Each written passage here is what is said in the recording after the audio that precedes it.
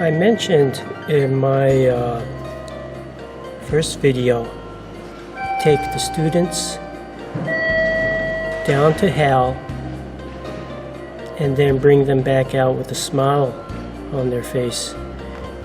I referred to deep learning as hell because it traumatizes them. I found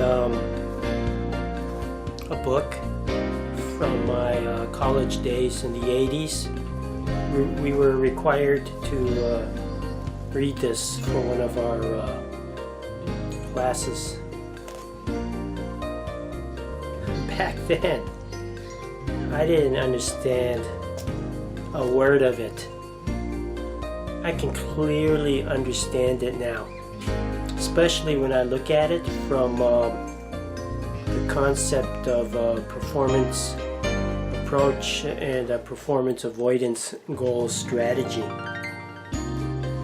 Very easy to understand now.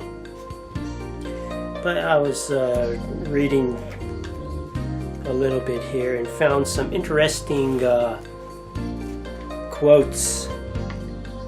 For example, what he's referring to Hara, look at it as the same thing as performance goal strategy. They can either do performing or avoid performing. But anyway, in reference to this Hara, it says Hara, although a bit too ambiguous for the uninformed Westerner to understand easily, is what the Japanese comfortably identify with. So to me, that's like saying they identify comfortably with the performance goal strategy. There's another interesting quote.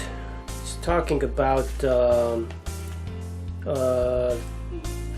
critical thinking in America, and it says that critical thinking represents